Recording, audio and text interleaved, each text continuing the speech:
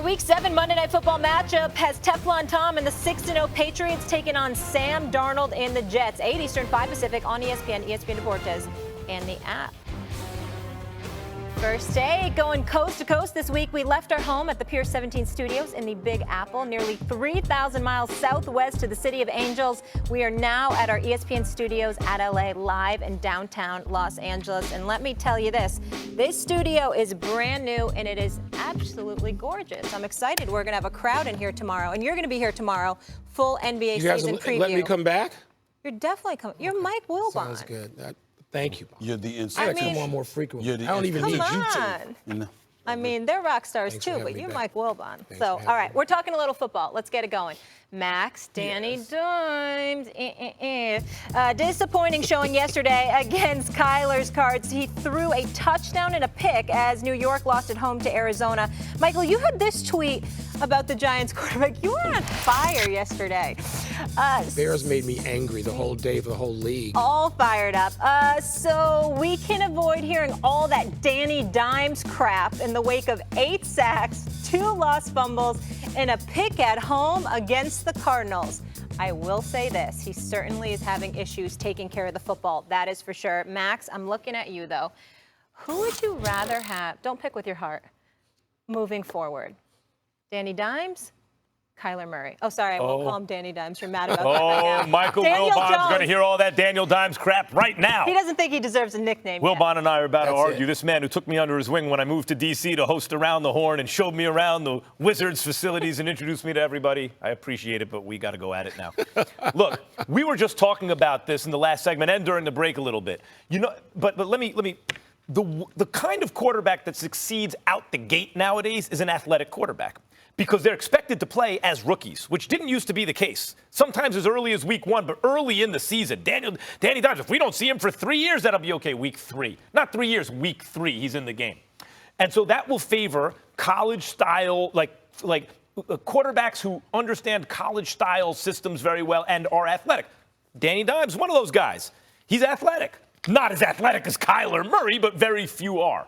And so guys like Trubisky and Lamar Jackson, I mentioned also, and guys who can outrun the linebackers, what winds up happening is they try to make them pro-style quarterbacks early, and they realize it's a little bit much, a little soon for them.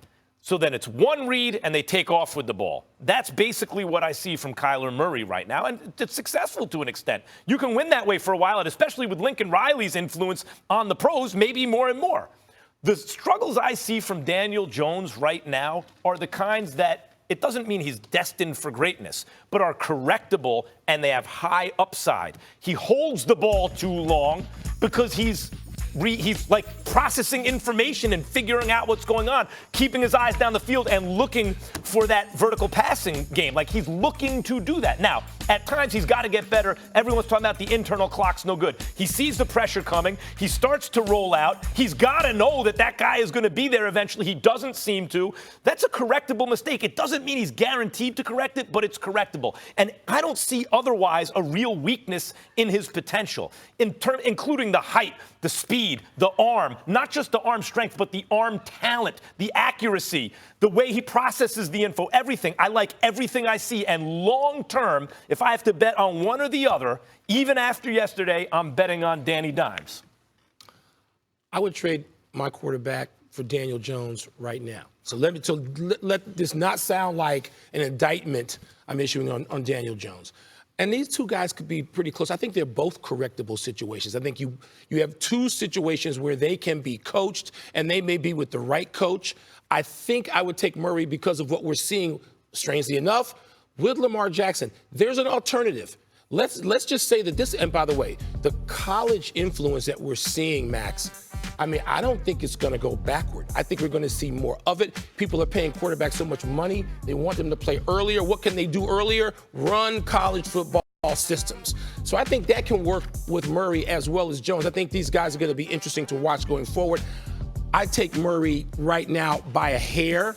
But when I was talking about Danny Dimes yesterday, the overstatement about every single quarterback that comes into the league 6 weeks into his career is what makes me crazy. He's had one good game. Like, I know he's had one good game. I would take him. I'd draft him. I'd like to have him.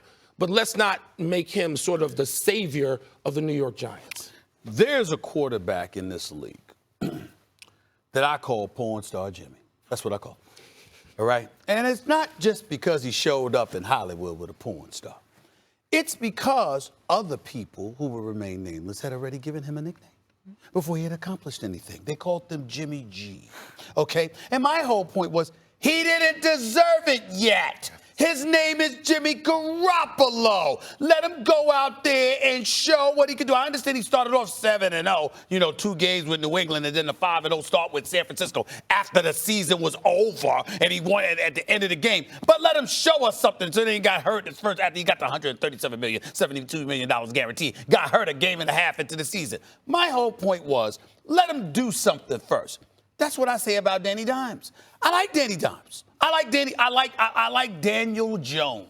I like the nickname Danny Dimes. But does he deserve it? No, he does not deserve Don't it. you think folks were overcompensating because they were so terrible to him when he got drafted, so New Yorkers felt guilty? Well, I would say that. And the other thing is that he was certainly a better option than what Eli Manning had regressed to. We get all of that. But what I'm saying is, the issue in question about folks looking at these guys is the hype that comes associated with you before you do any damn thing. And the fact is he came in, you play a game against Washington, you play a game against Tampa where he really showed out against Tampa. He had a really, really good game, and he showed for the first time in 14 years that the Giants had a quarterback that could actually scramble. But in the end, when we look at him, we still need to see more. I look at a Kyler Murray, and I'm saying to myself, he is miniature in size. That is the only thing you can look at him and say, I would prefer Danny Dimes over Kyler Murray. I don't want to act like I'm the first person to say this. Like, I'm not trying to present this as a new idea.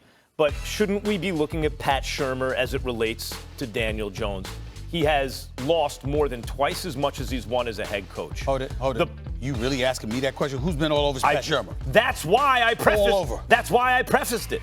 I'm talking about with respect to Daniel Jones. He has a head coach whose play calling yesterday was curious, let's say. 3rd and 18, what play are you running for? Who? Saquon Barkley? Why would you do that?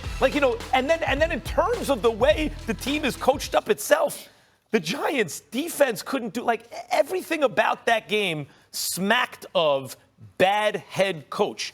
In spite of, this is not Cliff Kingsbury who got imported because of the quarterback you were going to draft, so it's a perfect marriage. They got the head coach first thinking this was going to be the guy. It wasn't. They then bring in a quarterback the coach believes in, do something with him. The Giants should have won that game. With a better coach, the Giants win that game yesterday. He was sacked 8 times.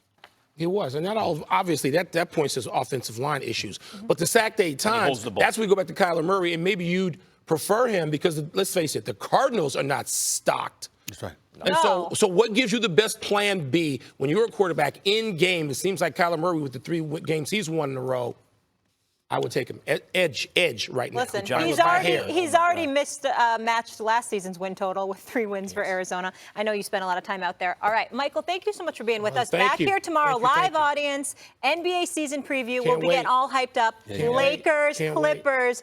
Right here. My goodness, going to be a lot of fun. Thank you so much.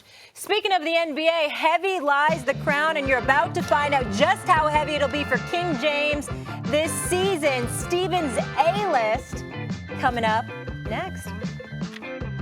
Get excited, football fans, because the NFL season is in full swing. Can you believe all these storylines from around the league?